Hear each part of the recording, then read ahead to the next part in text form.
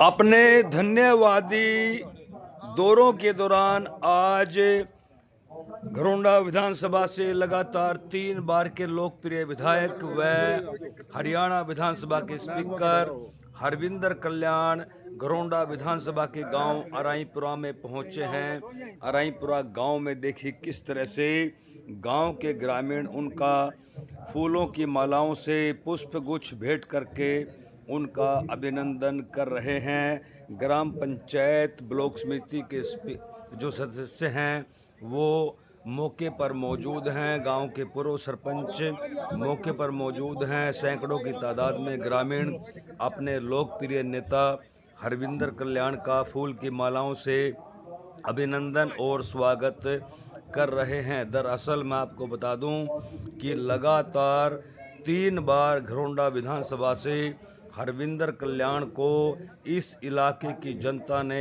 उन्हें अपना नेता चुना है, अपना विधायक चुना है और तीसरी बार विधायक बनने के बाद हरियाणा विधानसभा में उन्हें विधानसभा का अध्यक्ष चुना गया है। लगातार वे गांव-गांव जाकर सम्मानित मतदाताओं का आभार व्यक्त कर रहे हैं, धन्यवाद कर रहे हैं। इसी दौरान ग्रामीण भी उनका बड़ी ही गर्मजोशी के साथ अभिनंदन और स्वागत कर रहे हैं। खास बात यह है कि प्रत्येक गांव में वे जनता के बीच में खुला दरबार लगा रहे हैं, उनकी समस्याओं से रूबरू हो रहे हैं और लगातार ये कोशिश की जा रही है कि मौके पर ही ग्रामीणों की समस्याओं का समाधान हो सके। देखिए गांव के सरपंच द्वारा उन्हें शॉल उड़ाकर सम्मानित किया गया है। गांव के पूर्व सरपंच महेंद्र सिंह पुष्पगुच्छ भेंट कर रहे हैं। ब्लॉक समिति के सदस्य विजय जो है पुष्पगुच्छ भेंट कर रहे हैं। इसी तरह से गांव के जो गणमान्य लोग हैं, सम्मानित मतदाता हैं, वो अपने बीच में आए। हमारे गांव में आए हमारे मुख्य अतिथि माननीय श्री हरविंदर कल्याण जी विधानसभा अध्यक्ष जी का और उनके साथ आए तमाम साथियों का, कर्मचारियों का, अधिकारियों का स्वागत करता हूं और उन्हें बधाई देता हूं अपने गांव की तरफ से और अपनी तरफ से कि उन्होंने पूरे हरियाणा प्रदेश में इस हलके का नाम रोशन किया है। उसके लिए हम बहुत आभारी हैं उनके। और ऐसे ही हमारे स्पीकर साहब, अध्यक्ष साहब स्वस्थ रहें, खुश रहें और ऐसे ही हमारे लोगों के बीच में आते रहें, यही भगवान से हमारी प्रार्थना है। आज के इस कार्यक्रम में हम सबके बीच पहुंचे घरोंडा विधानसभा के बड़े ही लोकप्रिय विधायक, बड़े भाई एवं हरियाणा विधानसभा अध्यक्ष श्री हरविंदर कल्याण जी का यहाँ पहुंचने पर मैं बहुत हार्दिक धन्यवाद करता हूं, आभार प्रकट करता हूं कि उन्होंने इतने व्यस्तम समय में भी आज गांव अराईपुरा में पहुंचकर हम सब से मुखातिब होने का समय निकाला और उनके साथ आए मंचासीन सभी पार्टी के नेतागण तथा अन्य प्रशासनिक अधिकारीगण, उनका भी गांव में पहुंचने पर स्वागत करता हूं। और मैं गांव का भी यहां पर पहुंचने पर मेरी जो माताएं, बहनें तथा बुजुर्ग और युवा साथी यहाँ इस कार्यक्रम में पहुंचे हैं, उनका भी धन्यवाद करता हूं। और धन्यवाद करता हूं उन्होंने जिस प्रकार से अपना प्यार, अपना स्नेह वोट के रूप में माननीय मनोहर लाल जी को लोकसभा चुनाव में दिया और उसके उपरांत अनेक प्रकार की विषम परिस्थितियां होते हुए भी जो वोट पीछे से बढ़ाकर हरविंदर कल्याण जी को दी, उसके लिए मैं सभी ग्रामवासियों का धन्यवाद करता हूं, आभार प्रकट करता हूं।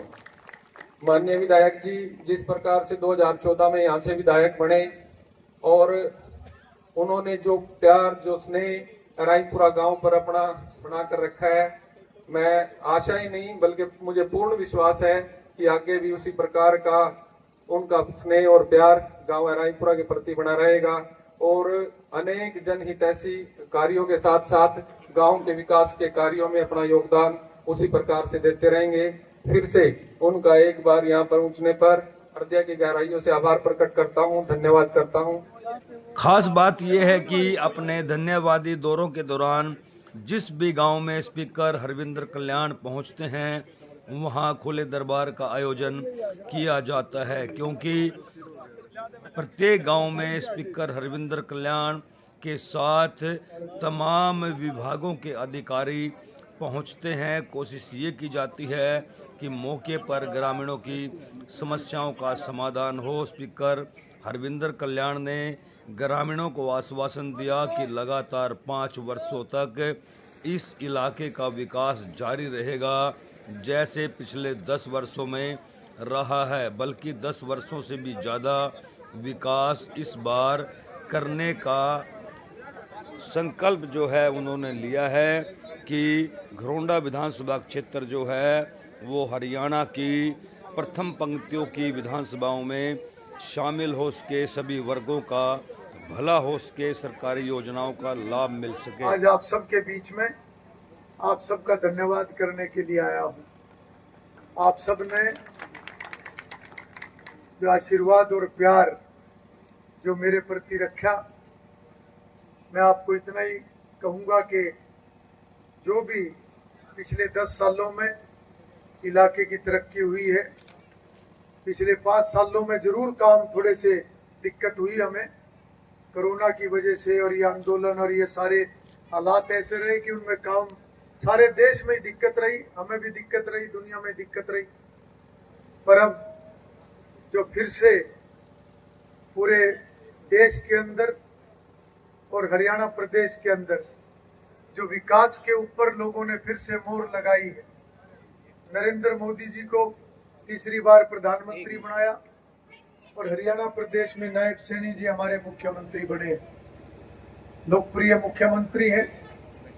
और पिछले 10 सालों में जो योजनाएं सरकार ने चलाई है वो ऐसे काम है जो आसानी से होने वाले काम नहीं थे। चाहे वो मेरिट पे नौकरियां देने वाली बात है, पढ़ने वाले बच्चों को आज नौकरियां मिलने लग रही है।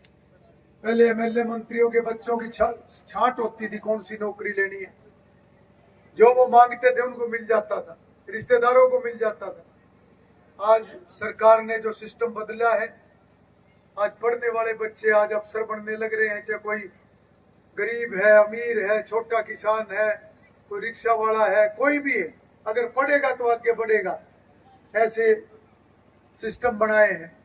आज हमारे बुजुर्गों की जो पेंशन है सीधी खाते में आने लग रही है। पहले पेंशन लेने के लिए जाना पड़ा करता था, अब सीधी खाते में आती है। ये बदलाव करा है हमारी सरकार ने। आज फसल के भी जो पेमेंट है वो भी खाते में आती है। तो ये छोटी बातें नहीं है, ये बहुत बड़े बदलाव है। इसी तरीके से सरकार की और भी जो स्कीम है वो भी सीधा लाभ मिलता है। अब ज्यादा धक्के खाने की जरूरत नहीं होती। ये तो हो सकता है कि कोई स्कीम है उसका लाभ मिलने में टाइम लग जाए, क्योंकि सरकार के पैसों के हिसाब से, बजट के हिसाब से चीजें चलती है।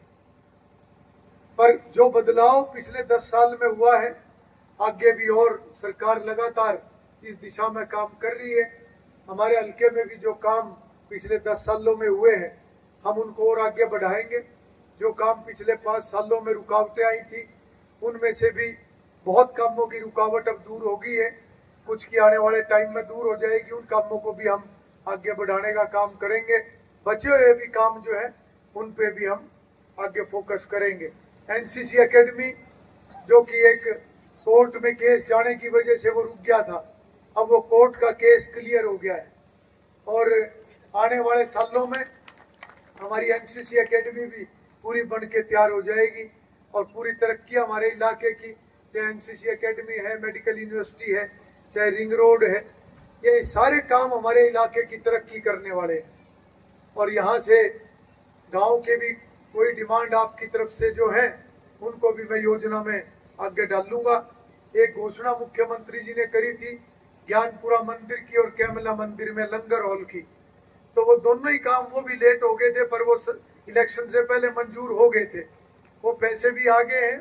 मैं पूछ रहा था अभी उसका टेंडर लगा कि नहीं लगा, तो शायद अभी टेंडर लगने में थोड़ा, जो भी उसकी एक होती है टेंडर की प्रक्रिया, उसके बाद वहां पर एक हॉल बनेगा। और बाकी भी कुछ चीजें मेरे ध्यान में है जो पहले भी हमारी चर्चा हुई है, उनमें से थोड़े थोड़े करके मैं अब सारे कामों को इन 5 सालों में आगे बढ़ाऊंगा। और कोई भी किसी प्रकार का काम हो, आप लोगों को कोई संकोच करने की जरूरत नहीं, मैं आपका अपना हूं। कभी भी आप मेरे पास आके अपनी कोई भी बात रख सकते हैं, मैं दोबारा आप सभी का बहुत बहुत धन्यवाद कर